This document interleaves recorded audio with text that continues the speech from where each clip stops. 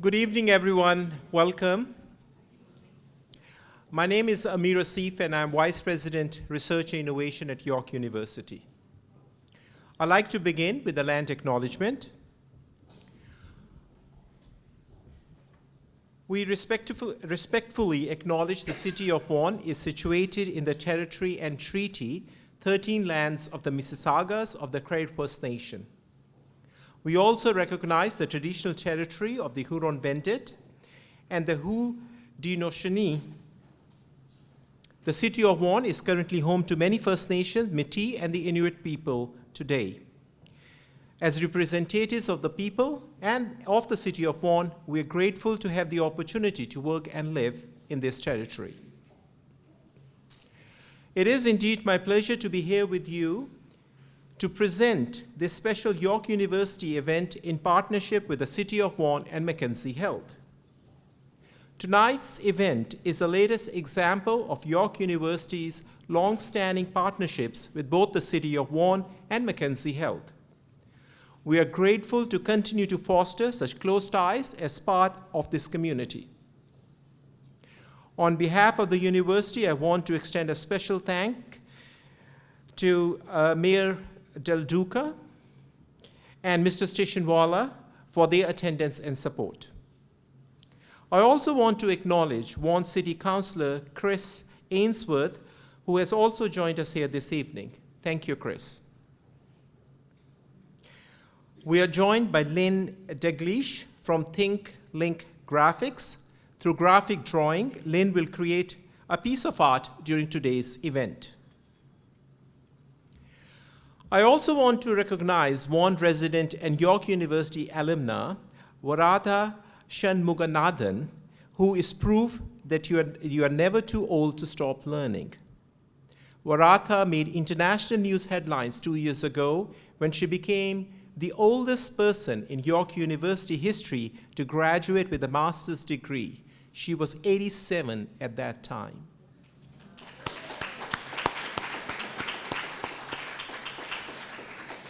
Varatha, if you want to rise, can you rise? Yeah.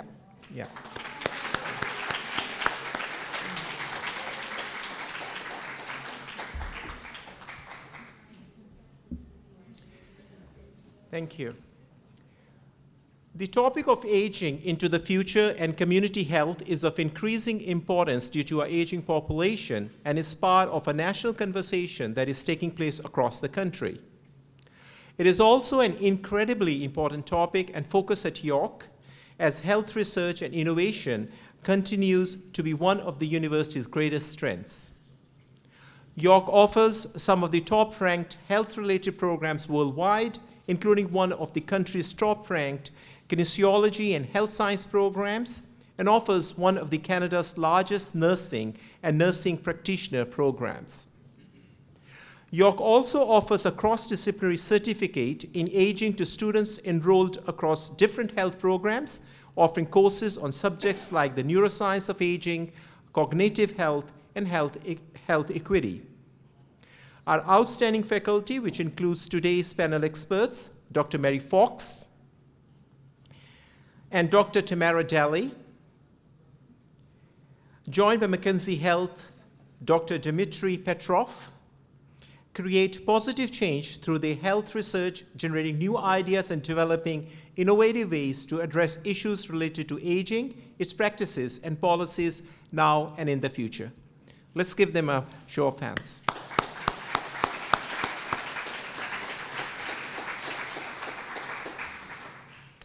Looking towards the future, the City of Vaughan is leading a unique collaboration with York University, Mackenzie Health, and Venture Lab, a nonprofit organization, to transform an 82-acre parcel of land at Jane Street and Major Mackenzie Drive into the Vaughan Healthcare Precinct, or what we call VHCP.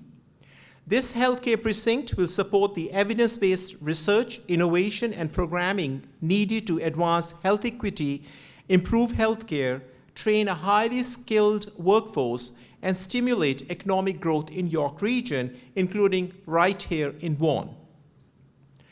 I'm also very excited to say that a part of the Vaughan Healthcare Precinct will include the York University Health Block, which will house the future site of a proposed new medical school.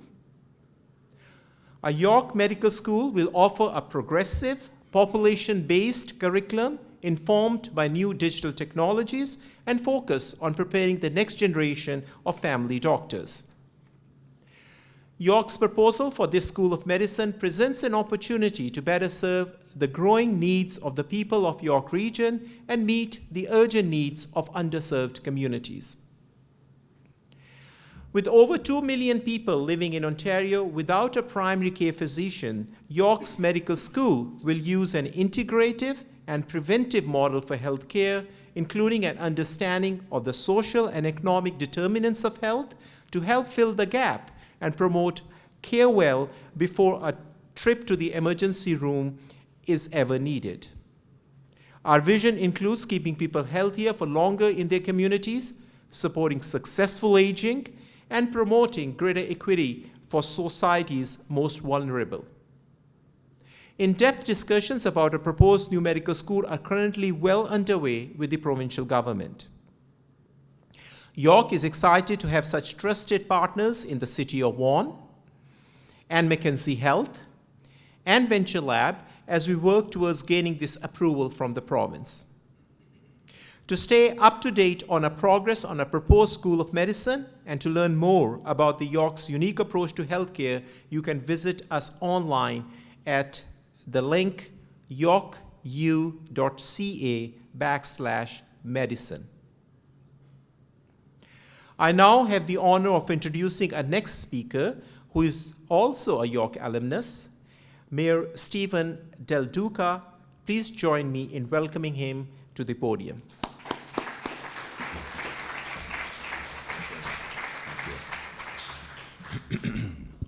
Well, good evening, everyone. Thanks very much, Amir, for your kind introduction and for your opening remarks, and for the extraordinary work that you and the rest of the incredible team at York University do on a regular basis. Now, Amir is 100% right.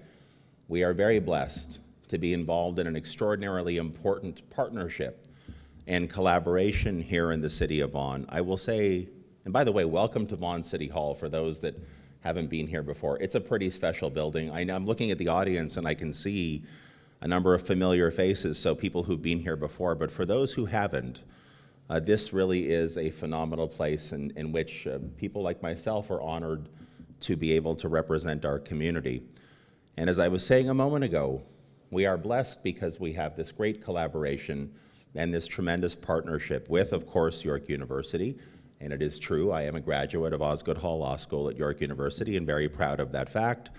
And Mackenzie Health, and the last thing I'm going to be doing tonight officially from the podium is introducing your next speaker, Altaf Stationwala, so stay tuned for my absolutely glorious introduction of my good friend Altaf, I promise. And Venture Lab, as Amir pointed out just a moment ago. It's an exciting time for what we anticipate together we will create here in the city of Vaughan at the Vaughan Healthcare Precinct. I also just want to acknowledge we have a former City of Vaughan councillor with us this evening. Joyce Forstalio is here. Joyce, very nice to see you, and thank you for your service to our community. Please, let's clap for Joyce, absolutely. I want to thank York University for choosing this location and working with the City of Vaughan to make tonight happen, and to be part of a conversation that is so important to so many here in our city. Now, I was thinking about this earlier today, and of course I know we're all looking forward to the incredible panel discussion that will be coming up in just a few minutes. I was thinking about this from my perspective, this issue of aging and what's taking place in our community, the very topic that we are here to focus on tonight. And you know, for so many, I'm certain in this room, and for many, many others across the city of Vaughan, and of course well beyond, this notion of aging into the future is not an abstract conversation. This is a real life, a visceral, a tangible phenomenon, if I can put it that way, that's taking place in so many of our lives. So my mom and dad live here in the city of Vaughan, and I spent a chunk of time with my dad yesterday. My dad is 85. My mother is much, much younger. She's 82. Please don't confirm if you ever meet my mom that I just disclosed her age in public. That will get me off the Christmas card list for sure. But I think about my own parents who live in Vaughan and Woodbridge, as I said a moment ago, 85 and 82. They are still fortunate in that they live in their own home, like many seniors here in our city do. They both have their challenges on the health front. My dad has Alzheimer's. It's still at a relatively early phase, but the trend is not a good one, of course. We all know that, sadly. Yesterday, in fact, I took him out for lunch. If I can just tell a quick story, Amir. I said to my father, who came here at 20 years of age, 1958 from Italy, I said to him yesterday, Dad, do you want to go out for a coffee? He said, no, I don't feel like leaving the house. My mom was out. My mom was out yesterday, so I wanted to go and keep my dad company. I said, yeah, I don't want to leave the house. I said, come on, Dad, let's go outside. Let's get some fresh air. Let's go grab a coffee. He said, okay, fine. Grudgingly, he got into the car with me. We started driving. I said, where do you want to go? Tim Hortons? No, I don't want to go to Tim Hortons. You want to go to Starbucks? He said, what are we going for? I said, well, we can go grab a coffee. He said, what? A big shot like you can't buy me lunch?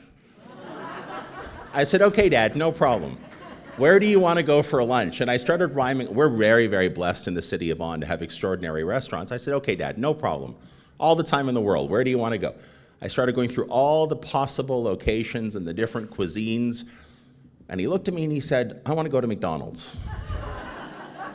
So I took him to McDonald's on Islington, just south of Major Mac in the Napa Valley in Islington, Sonoma Plaza. And I said, what do you want? So my father proceeded to sit there, and right in front of me, 20 chicken McNuggets with sweet and sour sauce, large fries, and a large Sprite. And I thought to myself, and he got through it all. And when I tried to reach for one McNugget, he gave me the dirtiest look. Like, don't you even think about touching this. And I thought to myself, geez, growing up, if I had asked to go to McDonald's, I mean, not that I've clearly stayed away from McDonald's, but if I had said, Dad, can you take me to McDonald's, I would have gotten in so much trouble. And there he was in his glory, enjoying his lunch at McDonald's yesterday. And I mentioned this, and my dad has Alzheimer's, and my mother, she fell, I want to say it was 4 years ago now, 2019, at one of our community centers, lost her balance, and she fell, and she actually broke her hip. And she was fortunate in that we were able to get to Mackenzie Health in Richmond Hill, where she had at the time, where she had a hip replacement, and she now goes for physio, and she has mobility issues, and it's a struggle. And I tell you this, I paint this picture to say, and I know you all know this is exactly the scenario that me and my brother and my sister and our respective families are going through. This is what so many families across our city and well beyond are going through. And so many of us are caught in this moment where we are looking for support to navigate what can sometimes be a cumbersome system, where we are looking for solutions that are a little bit innovative or a lot innovative and creative, and most of all, trying our very best to make sure that people like my mom and dad are able to, in fact, have the kind of life and the kind of dignity and the kind of security and health that, frankly, they deserve. And so tonight's conversation and the panel discussion and the incredible work that happens at York and at Mackenzie Health and elsewhere on this topic of how we can support our moms and our dads, because let's not mistake this fact. I just turned 50 this past July. How we build this ecosystem, how we create that creativity, that innovation, how we provide navigation for today.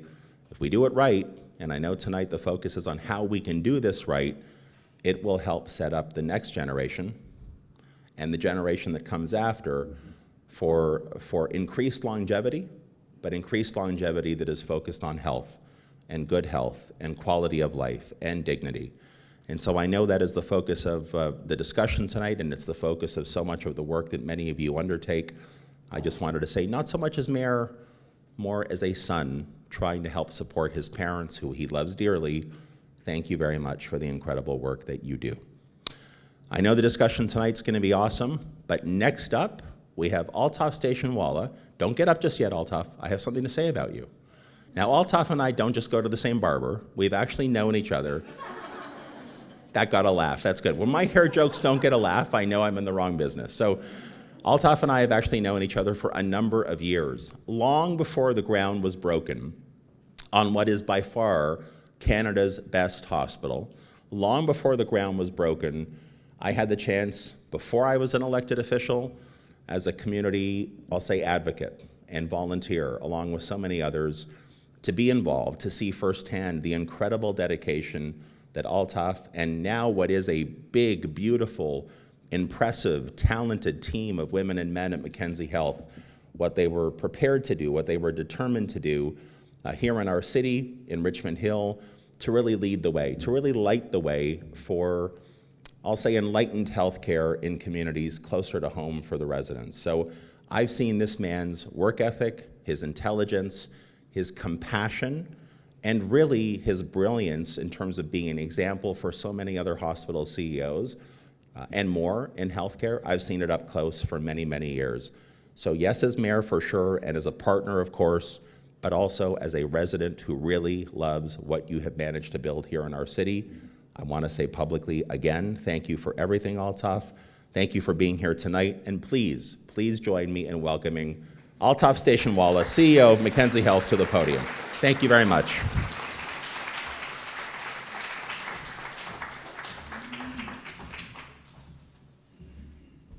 So Mayor Del Duca, thank you so much for a very generous introduction, and you've been a key advocate along the way, both in provincial government and as mayor now, to make the Cortellucci Vaughan Hospital a reality. It wasn't easy. I think you told me that probably within the first 6 months of my job in 2010. Are you sure you know what you're getting into? And I don't think I did, actually, but we got it done nonetheless. So thank you, Mayor. Our partners, York University, City of Vaughan, thank you for organizing this and hosting this as well, and Venture Lab as we continue to advance the Vaughan Healthcare Precinct. We do have a number of members here from both our foundation and our hospital board, and members of the leadership team of Mackenzie Health, so thank you for joining us as well. So as we look at an aging community and the need for advancing different models of service delivery and care, it is truly about transformation. And I don't know if anybody's had a chance to watch the Netflix sort of miniseries, Live to 100 Blue Zones. But it really does start to enlighten you around what it actually takes to live to 100, and the fact that it isn't all about healthcare. In fact, most of it is about our social services and socialization and caring for one another, and actually sort of getting away from this space of loneliness and actually living together and spending more time together. A very powerful miniseries that really does talk about, you know, what we actually need to go back to as a society in terms of sort of aging in a healthy way. The Vaughan Healthcare Precinct is really about excellence and transformation, and we're so excited with our partners, Venture Lab, York University, and City of Vaughan. We are thinking differently, we are working in a collaborative way, and we are going to create great things. And really the start of that was the Cortellucci Vaughan Hospital, but that's just the start. Wait till you see what we do in the next few years and the decades to come. In terms of Mackenzie Health, we've also been on a journey of transformation. Obviously, the second hospital, Cortellucci Vaughan Hospital, is a massive lift for us. We doubled in size in a matter of 1 year. We opened in the middle of a pandemic when it was so hard to find staff. We hired over 2,000 new staff. And since we opened in 2021, we've hired another 1,000 new staff. So when you look at that growth and when you look at that transformation and the fact that when you bring so many new staff into an organization, there's always a risk that you're going to lose sort of line of sight on quality and the service delivery. And in fact, we've continued to improve upon that, even with so much growth. But when we look at the growth in front of us, you know, in the next 20 years, we're going to see a 35% growth in this population. But even more profound, by 2031, 1 in 5 in this region will be over the age of 65. That's a staggering number. And when we look at the current ways in which we're caring for seniors, we are not doing a good enough job.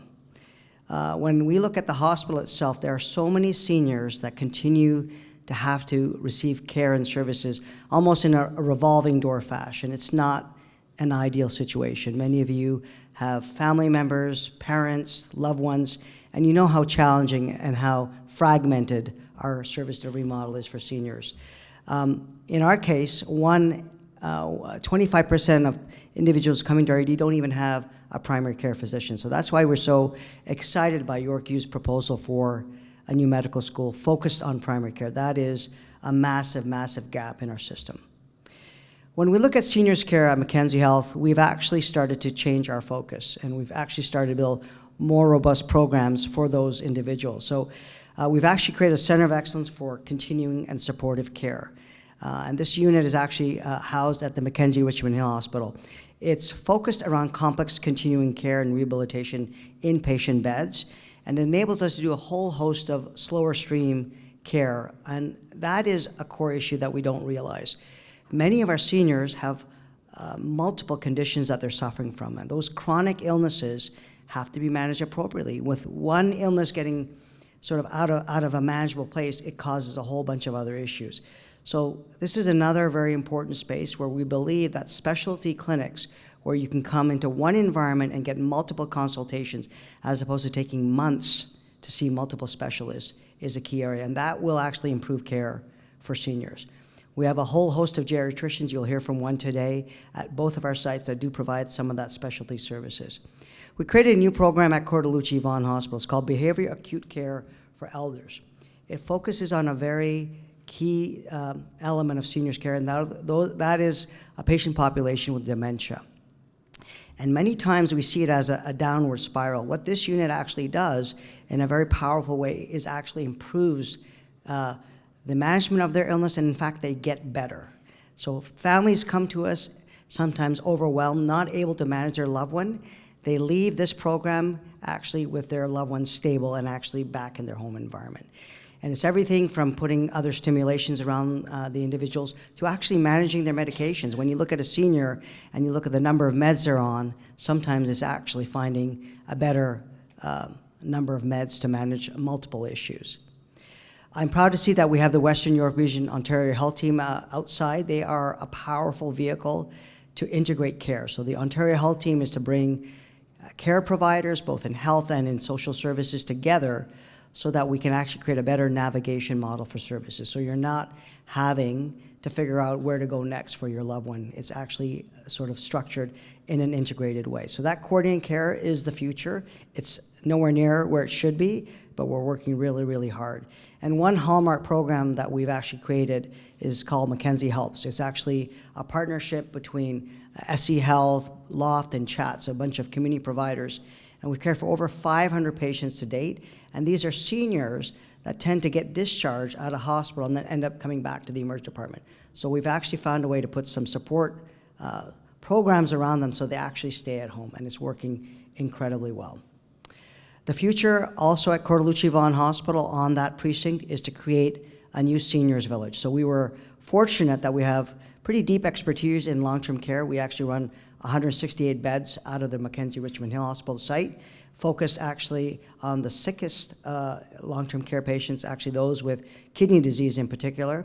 And we're building on that expertise now to grow 256 beds adjacent to the Cortellucci Vaughan Hospital.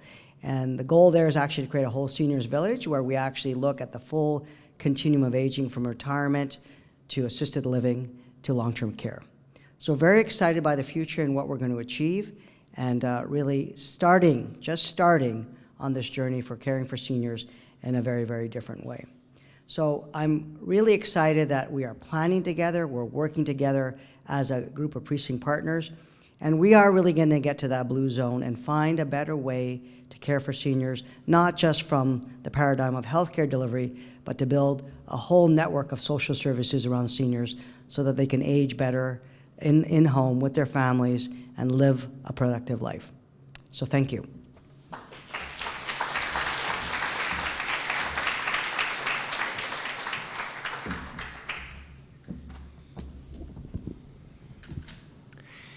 Thank you so much, Mayor Del Duca and Mr. Stationwala, for your visionary remarks.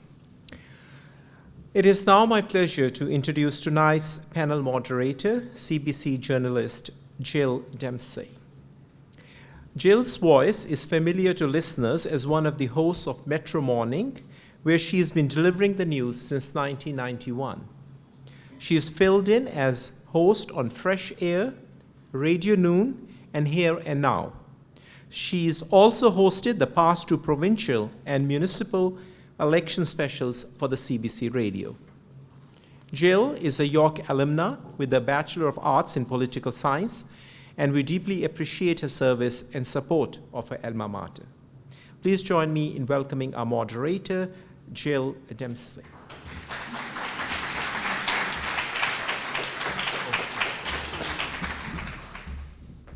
Thank you so much, and it's great to see such a great turnout. When I was asked to be part of this Aging into the Future, I said, well, yes, of course, because like Mayor Del Duca, I have parents who are aging. My father is 89, my mother is 91.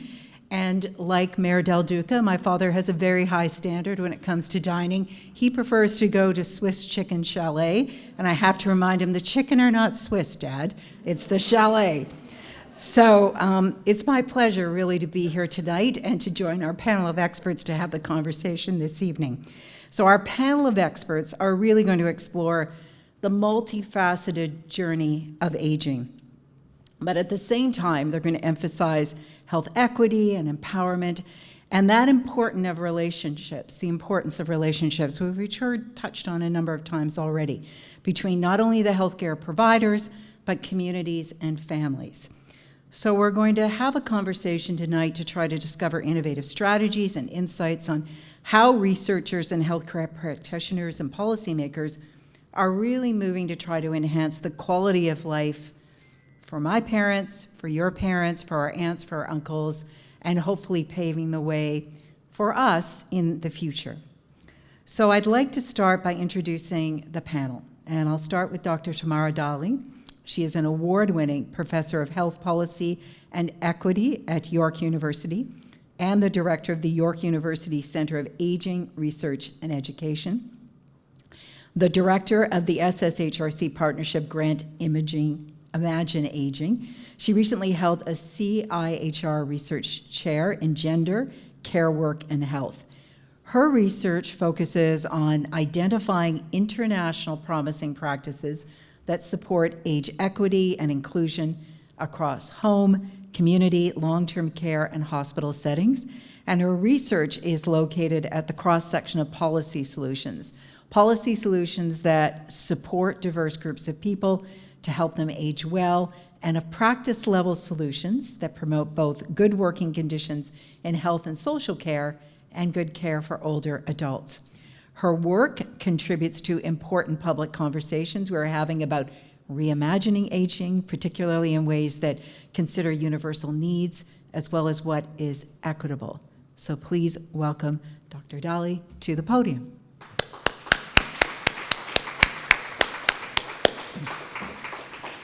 I would next like to introduce Professor Mary Fox. She is a world-renowned expert in gerontological nursing and health services researcher, and her research focuses on older persons' functional abilities during illness and responds to profound social and economic changes such as population aging and the movement of care into communities and how it affects healthcare in this country and beyond.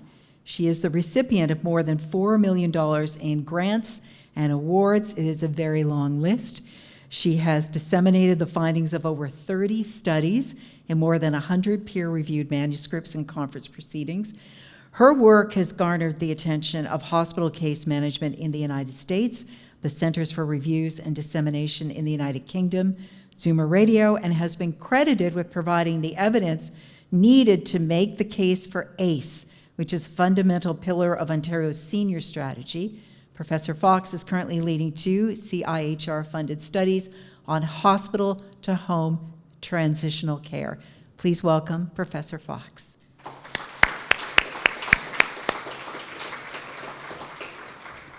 Dr. Dmitry Petrov has been practicing geriatrician at Mackenzie Health for more than 3 years. And prior to joining Mackenzie Health, he completed a Bachelor of Science with honors in biomedical science from York University. He received a medical degree from the St. George's University School of Medicine and completed his training in geriatric medicine at the University of Toronto. Dr. Petrov's specific interests include neurodegeneration and frailty. Please come up to the podium, Dr. Petrov. So as you can see, I'm in very, very good company. I'd like to start things off with Dr. Dali and summarizing your area of work and what interested you in this topic, aging into the future. Thank you very much. So my work is really on the front lines with those who provide care for older adults. And I do this work internationally. So I've spent a lot of time on the front lines in long-term care, traveling around in cars and going to people's homes with home care workers in different countries like Australia, New Zealand. I know it sounds tough, right? In Norway and in Denmark and Germany, across the United States and across Canada. I also do a lot of survey research with folks who are working on the front lines in care as well. Dr. Fox, can you summarize your area of work for us, please? Sure, of course. I worked for a long time as a nurse in practice and in management, and quite later on went into academia. And what my position at York allows me to do is to kind of merge my research with my prior practice. So I work with healthcare administrators, people from the public who are on my projects and advising me. I work with clinical leaders, and it's just a wonderful, wonderful career. And yeah, I'm really interested in this topic, and thank you for inviting me. Dr. Petrov, summarize your area of work for us, please, and your interest in this topic. Thank you so much for having me here. As part of my training at University of Toronto, I was keenly interested in frailty. So I partnered with one of my mentors, Dr. Alibi, to try to see if frailty can be used as predictor of outcomes in older adults who have a blood cancer, acute myeloid leukemia, and to see if we can help predict who will do well with certain type of chemotherapy or if the dose needs to be reduced. I also have very keen interest in neurodegeneration. So I spent a lot of time working with another one of my mentors, Dr. Tangway, who taught me to very keenly listen to my patients and their families to try to identify the type of dementia to help diagnose it and manage it. Thank you. So we're going to begin the conversation with putting the whole idea of aging into context. And although we can't go through the entire history for aging, we just want to maybe start tomorrow with talking about how aging has changed. What kind of a shift have we seen?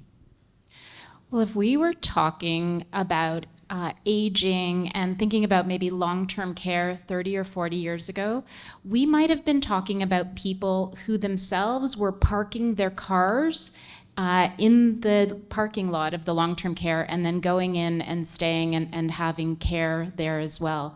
So we have completely shifted our focus in terms of the folks who are now in long-term care. We know that it's folks who are the most sick among us, the most vulnerable among us.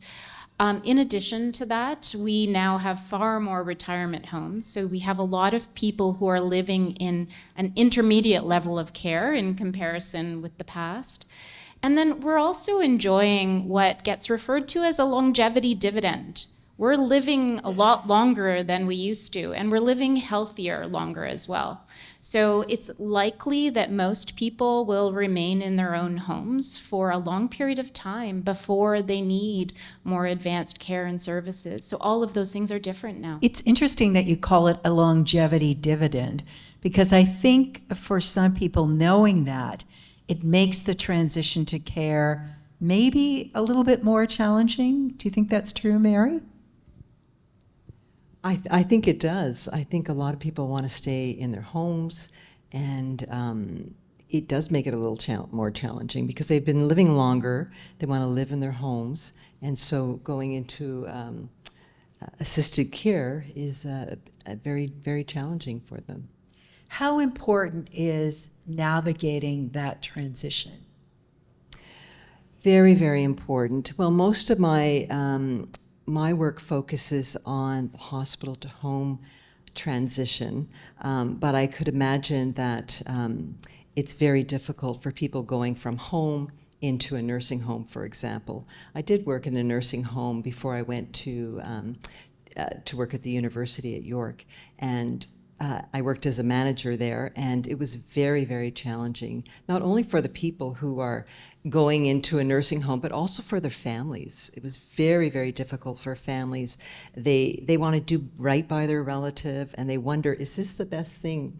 Am I doing the best thing? I had numerous families come to me after, and I could just, their sense of guilt was palpable, and very, very worried about their relatives and if they were doing the right thing. Dr. Petrov, what kind of conversations do you have with the patients that you see when they're transitioning to care? It's always a very difficult conversation to have because a lot of times I have to have multiple conversations on my first visit. So I'm just getting to know my patient. I'm just getting to know their family. I typically spend, my first assessment takes about 90 minutes. So as I've asked them a lot of questions to get to know them better. We get to the crux of what I think we can do to work together to help them. I have to bring up the topic of transition. And a lot of times it is a very big shock and a big adjustment for them. Just the word transition is scary for some people. Absolutely. So given that sense that we have a word that's maybe a little frightening, can we talk a bit about transitions and what it should look like and what are some of the things that need to be taken into consideration? Well, the truth is, none of us need the same things at the same times. So when we talk about transitions, we have to talk about having a variety of options available. There will be folks for whom going to live their last years in long-term care they won't need to do that. And then there are folks that do need that. And I think what we have to remember is that supports and services have to be robust in the place where people need their care. So if you are remaining in home or you're living with family, that does not mean you still don't need care. In fact, our system needs to recognize that it takes a village, even more than when we're talking about raising children, in order to care for older adults well and to make sure that we are supporting families well. It takes a village, and it means that the types of home care services, the types of long-term care services that are available need to be robust, and they need to be good. So it's collaboration, it's partnership. Mary, what does that look like, the collaboration and partnership? Well, I think collaborating with patients themselves and their families. We just finished a research study whereby we interviewed family members on their experiences of the transition from hospital to home. And they told us that they saw themselves as taking over the care at home that had previously been provided by healthcare professionals in hospital. But they felt very ill-equipped to do this. What they told us is that they practically had to become the nurse. So I think one of the key messages that I got from that study was we need to better prepare family members.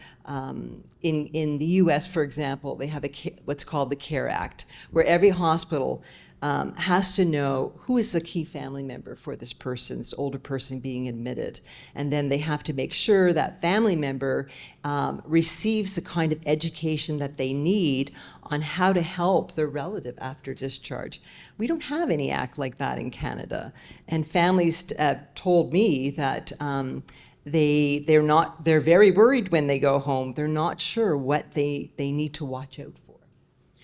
It's interesting because we're talking about conversations, but they're difficult conversations. And they're conversations that people are reluctant to engage in. When should family members start having these conversations about how you age into the future? I stumped you. Well, I think it's important for us as a society to have these conversations. So it's not just up to family members. I feel as though we don't do enough socially to prepare folks for the next stage. I remember being in an interview in Norway, and I have to tell you that long-term care in Norway is a really high bar. It's something that we would all want to aspire towards. And I was sitting with a gentleman who was a policymaker. And he was talking about the excellent care that his wife was receiving. And we were trying to understand the ways in which he thought maybe it could have been better. And he said he was unprepared for her to be there, because he said he felt as though if he just had a bit more daycare programming, so day programming for older adults where he could get a bit of respite during the day, he could have managed a little bit longer. But even in Norway, with its robust long-term care system, they weren't able to put in place some of the supports and services that are needed. So I think at a societal level, we need to have those conversations and put pressure on policymakers to pay attention to these issues, but also see the incredible power that cities have to be able to be part of these conversations. I wonder, Dr. Petroff, as someone who works in the field, why are we reluctant to have those kinds of conversations? I think because these conversations are very difficult to have. I mean, from my personal experience, I still, fondly remember my own family, how my grandparents were younger, they were more mobile, they participated a lot more in the family dynamics. And since then, with aging, my grandmother has become a lot less mobile. She has had frequent falls. She is not able to navigate the stairs, so majority of the time she spends in her bedroom upstairs. And whenever we have family gatherings or celebrations, she oftentimes misses them because she is more comfortable upstairs and it's too much trouble for her to come down. And so, we were gradually forced to have these conversations among the family of how best to support her. But it was definitely very challenging for us to do, because I still remember my grandmother as someone who is much younger, someone who has been teaching me valuable life lessons, and it's very hard. But if you're in denial, right? So Grandma's in denial sometimes too. yeah, so it becomes very difficult for everyone in their families to have these conversations, because things do change, unfortunately, a lot of times, and sometimes it takes being sick potentially, or being in the hospital to start that conversation with someone else, like a nurse, a doctor, or a social worker, to help guide this conversation. And we're all going to age differently, right? Depending on what your parents are doing, the genes that have been passed on along the way.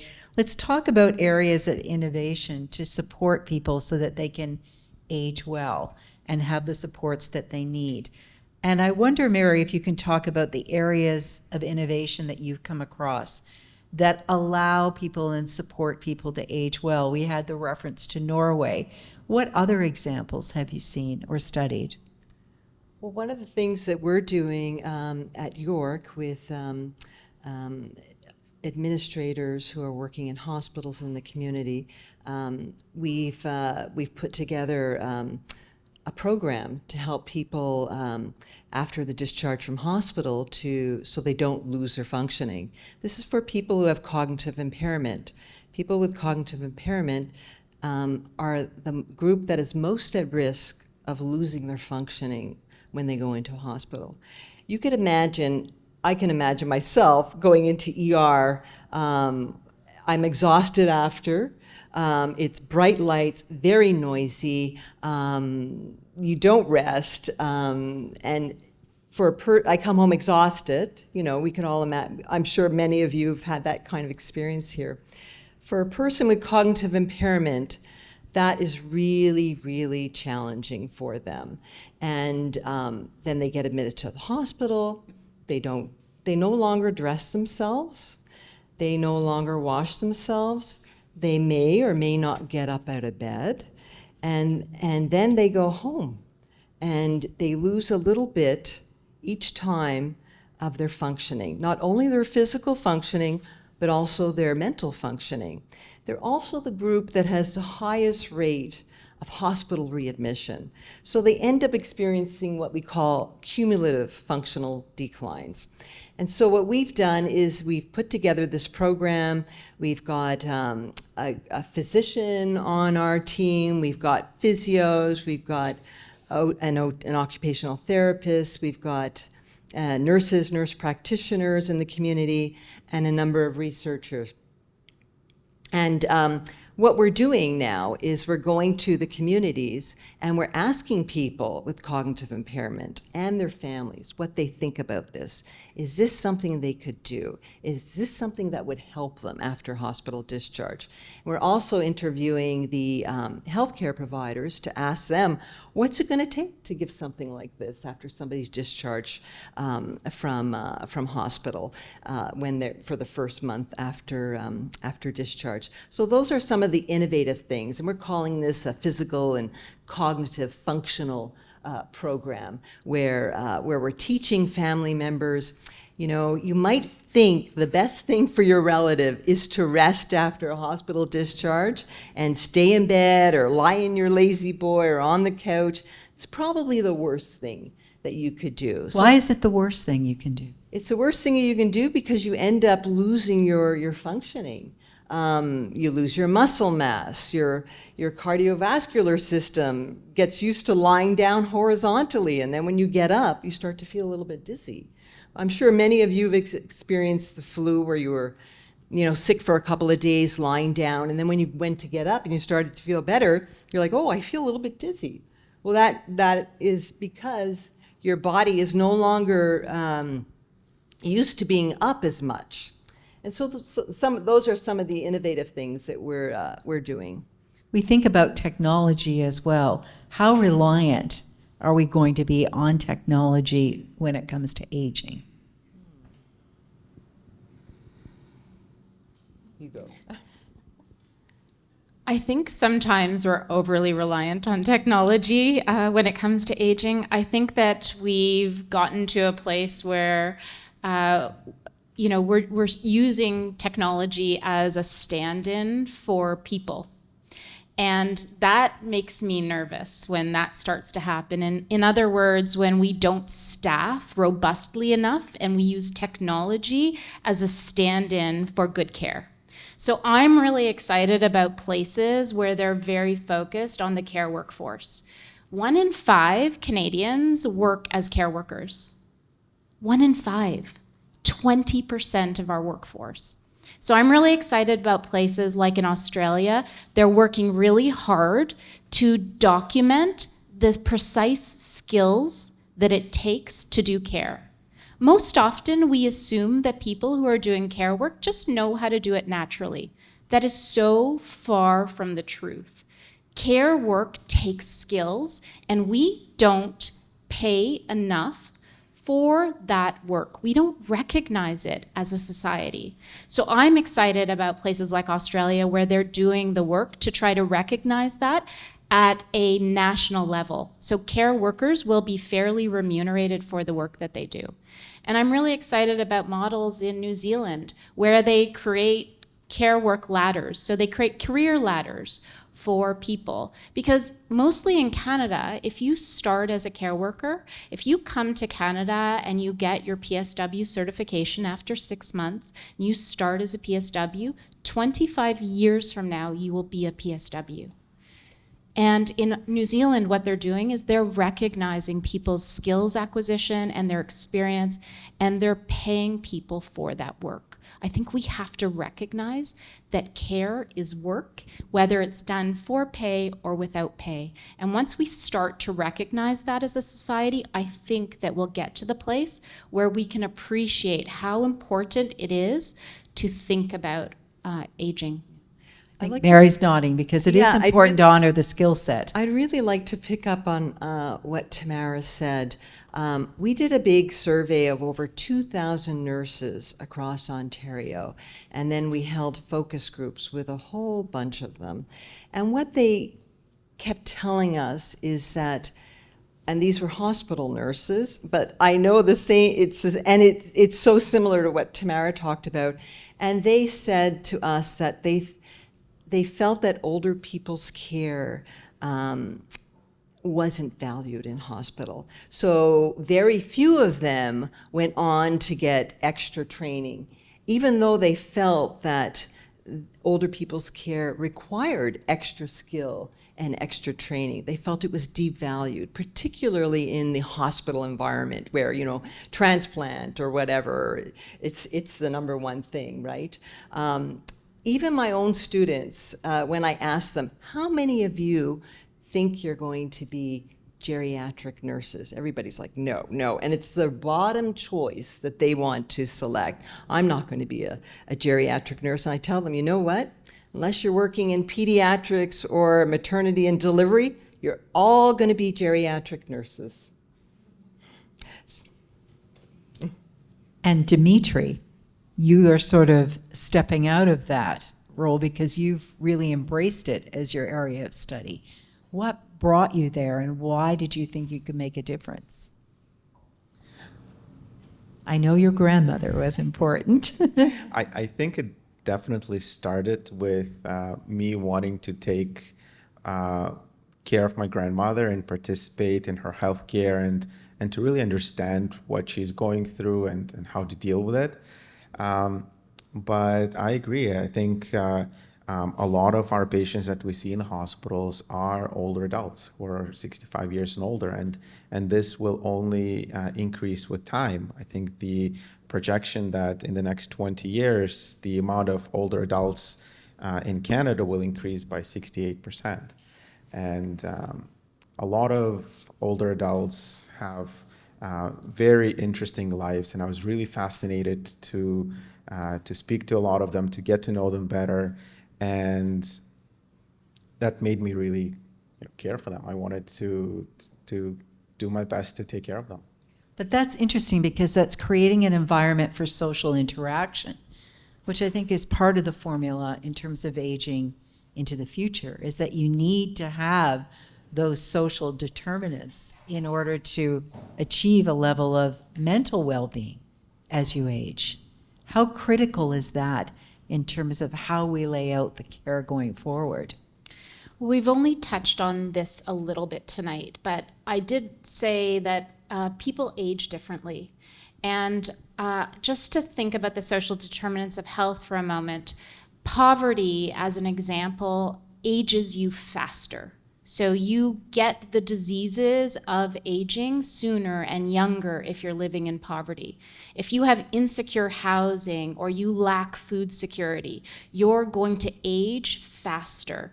And so as a society, we have to think about what that means, because when we don't address the social determinants of health, we put stresses on our healthcare system. When we don't have appropriate housing, or we can't think of good solutions where people can get to the grocery store, or they can afford to buy food that is on the outside aisles of the grocery store, we know that their next stop is the emergency department. So we need to think about the ways in which we create a society where we're addressing the social determinants of health. We're doing so because we know that it will largely address equity issues, and that it will have downstream impacts on our healthcare system as well. I see Mary nodding as you're talking. No, Tamara's making a lot of sense. She sure is. And it also comes at a critical time because, you know, as somebody who's sort of immersed in the news business, the constant stories that we're hearing, particularly in the last 18 months, is the lack of affordable housing, the inability to access food, the inability to interact with other individuals. We've just come through a pandemic, which had a huge impact, not just on everyone, but on seniors as well, right, who were particularly impacted. So it raises a larger question about how we're going to contribute as a society to the overall well-being of this community and make it part of the conversation. Because from my vantage point, it's not always part of it. Yeah, we were recently doing one of our studies in Vancouver, and one of the places that we were researching was on the downtown east side, the famous downtown east side. And the downtown east side is famous because there's a lack of housing, there's substance use, there's lots of trauma. But we were there because our research focuses on promising practices. And so you might be thinking, well, what is promising about a lack of housing or substance use or any of these things? And we were there because they actually have buildings now that are dedicated to people who are 55 plus. And I have to tell you that on the downtown east side, you are old if you are 45. So what we were there to study, and one of the promising practices that we were interested in, is how their harm reduction models are enabling people to live longer. And they have found that if you put housing first, that you can then get to the other issues that have caused and made houselessness more difficult and more challenging. So I think that putting the social determinants of health, like housing security first, is one of the ways that we consider how to age into the future in this country. Mary, if there was one thing that you could change, what would it be? One thing, I would change how... You want to hold your mic up. If there was one thing I would change, and probably because this is where my head is at right now, it's how we support people during the transition from hospital to home and their family members. We really need to do a better job in that. How would we do that? By supporting them, by educating them, following up with them. They go home and they're very afraid. Family members are very, very afraid of what could possibly go wrong after hospital discharge. And we know with many healthcare institutions across Canada, other countries, the emphasis right now is on improving efficiency of the system, right? So we're discharging people quicker and sicker. What nurses tell us when we meet with them in our focus groups is they're seeing people come in so sick now. People don't go into hospital like they did when I first started nursing. They were walking around, they were pretty healthy. They're really, really sick. And they're discharged so quickly now, which is probably a good thing for them. But there's all this other group out in the community of informal care providers who really need our support. Dimitri, you have the floor. The one thing. I agree. I think it is extremely important to make sure our older adults are well supported in the community. And that's where I think communication and collaboration is key. It is to make sure that we have open lines of communications with our patients and their families, to make sure that we collaborate with home community care providers in the community to make sure that when the transition happens or when aging happens in the community, that we have the necessary supports present there to make sure they're well supported. All right. And Tamara? So this one is actually not easy, but at the same time, it's very easy. If I could snap my fingers right now, I would fix the staffing levels in long-term care. And I would make them really robust, and I would make it like you were living in Norway. On that note, we're going to open it to the floor.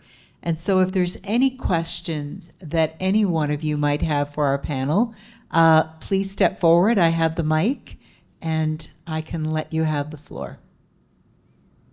Ever so briefly.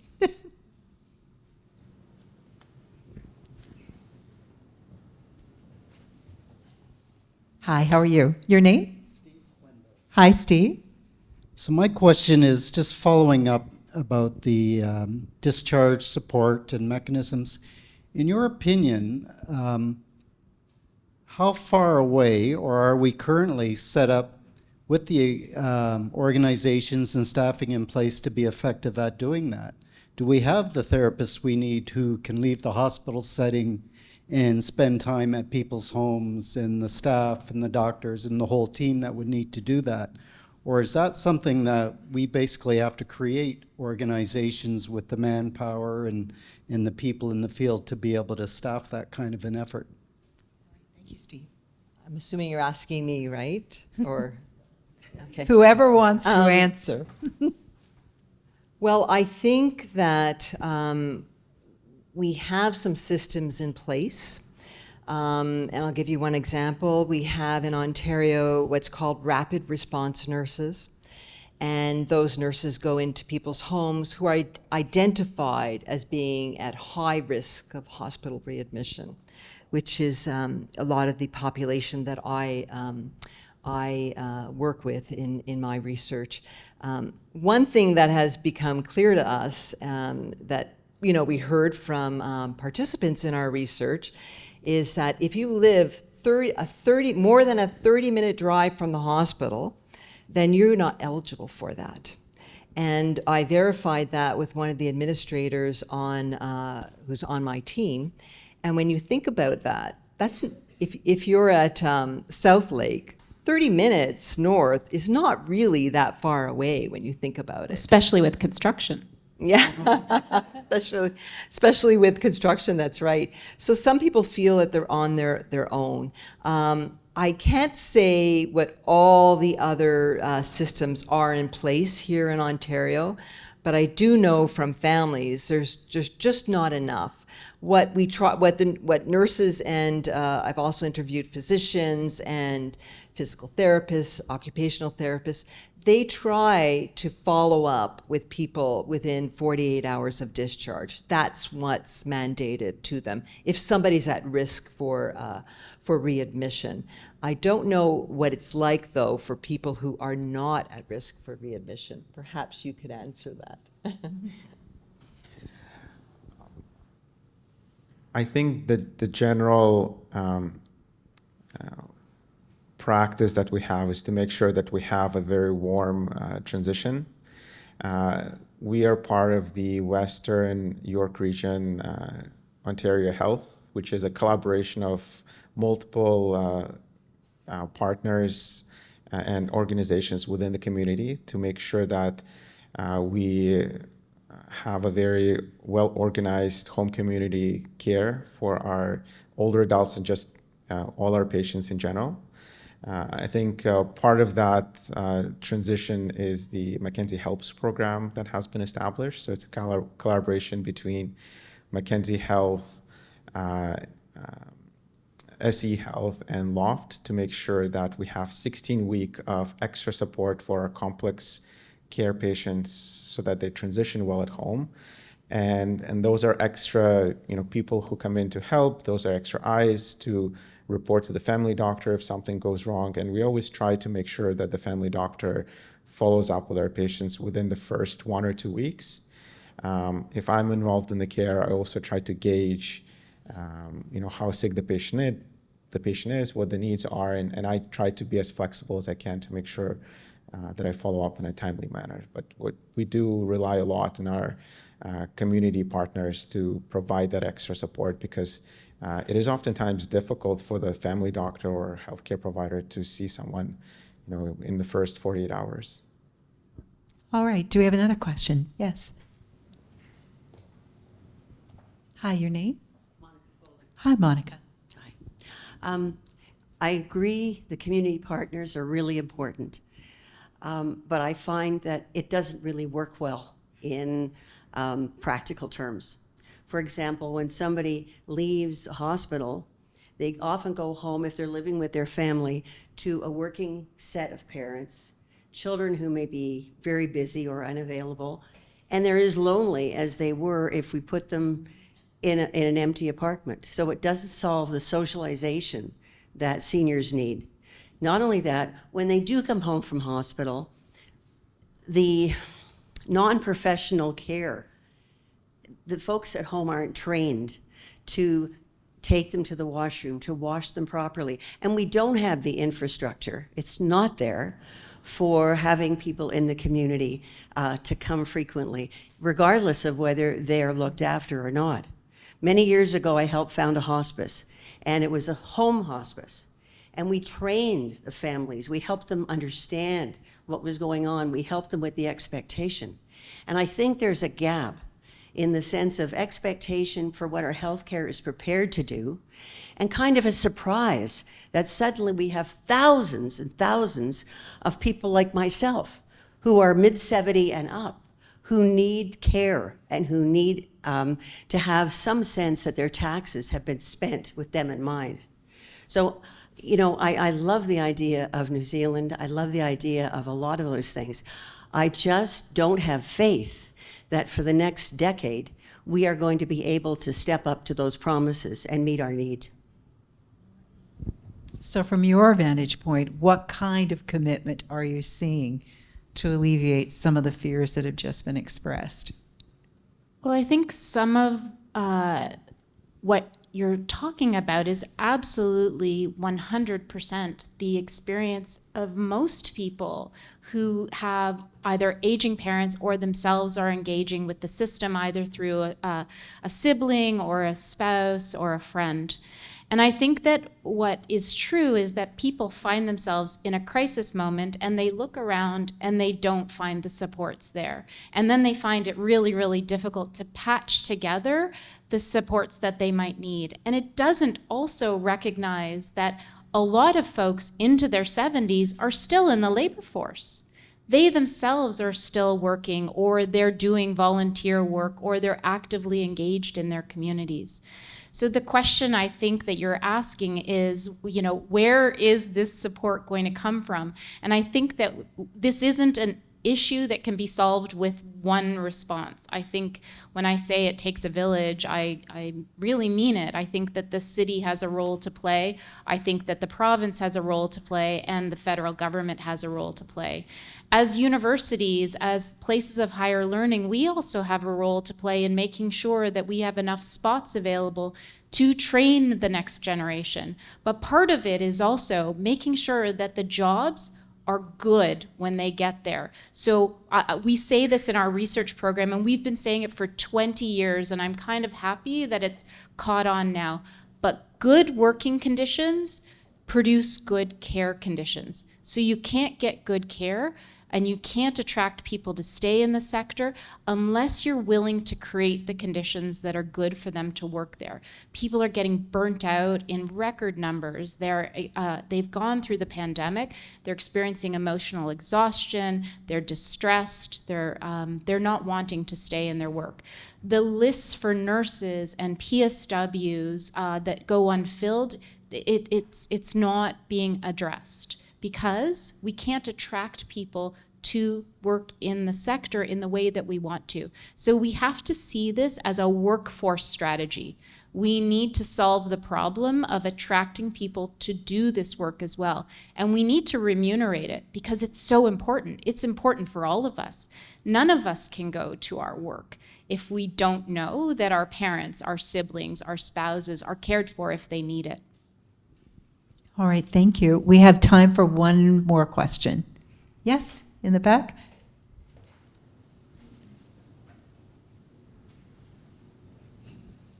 Hello. Your name, please? Peter. Peter, all right. I appreciate all the problems you are sharing with us. On the other hand, all these problems are not really new, unfamiliar. I went through with my two parents, 5 of us. That must be 15 years ago. They were the same problems. Now, my question is, a lot of this you are bringing awareness to us.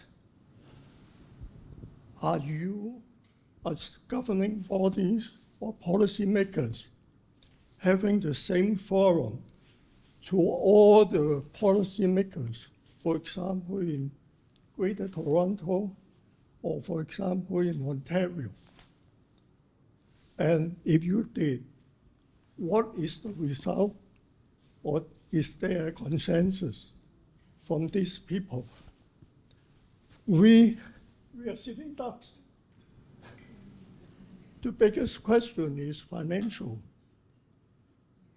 independence in healthcare.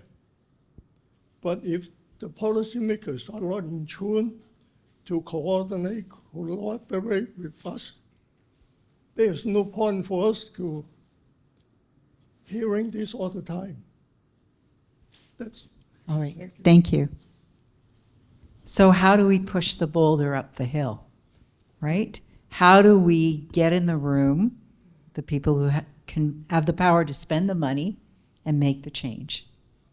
Well, we don't take our foot off the gas, or we don't stop pushing, because yes, it's terribly frustrating when we don't see the changes that we know need to happen. So we get back up on the stage, we pick up the phone to policymakers, we do as academics all the time. We make sure that we get the evidence into the hands of people, and we hope that when it comes to ballot box day, you make decisions that will actually reflect what it is you need as a community. We haven't had a senior strategy in this province for about 7 years or so. We need a senior strategy in this province.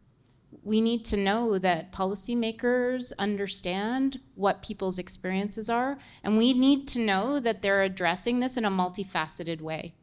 We can't just assume that we're leaving this problem solving to one level of government. We need them to talk to one another. We need to push them to cooperate in ways that solve the problems, because these are difficult problems to solve. They're not simple problems.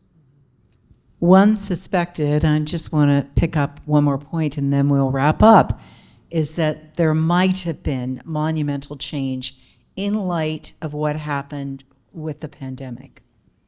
Why has that not been a turning point? I'm known for asking hard questions. I think it worsened things for our healthcare workforce.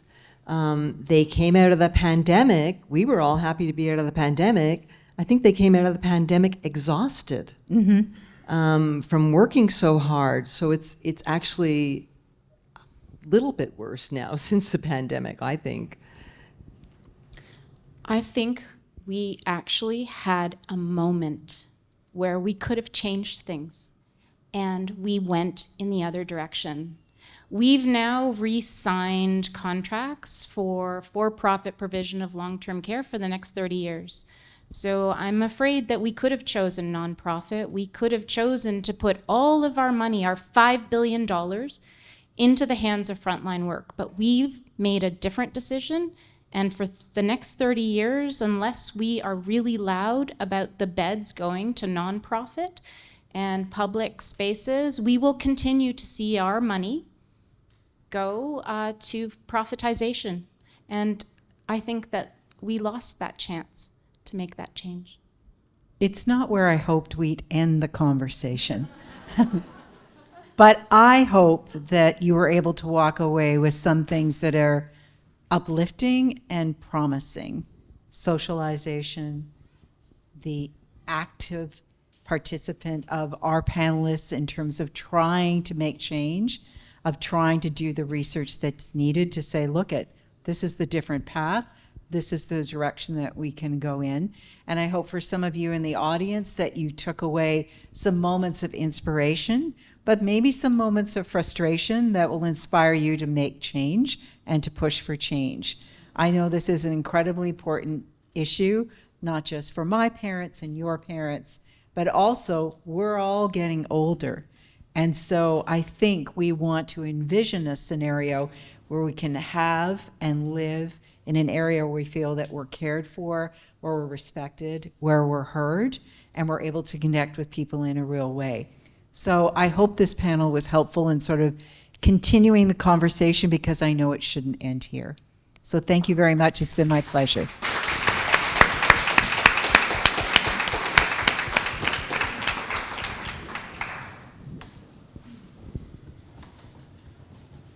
Thank you. Thank you to our moderator, Jill Dempsey. Thank you to our panelists, Dr. Mary Fox, Dr. Tamara Daly, and Dr. Dmitry Petrov, for sharing their insights and expertise with all of us tonight.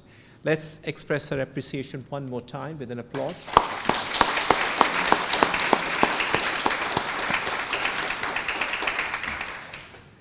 Thank you again to our partners, the City of Vaughan and Mackenzie Health. I also want to acknowledge everyone who has worked behind the scenes and who helped make this event possible. Lastly, to the audience this evening, on behalf of York University, thank you for being part of this important discussion on community health and aging. We look forward to having you to be part of these ongoing discussions at future events as well. Thank you and have a good night.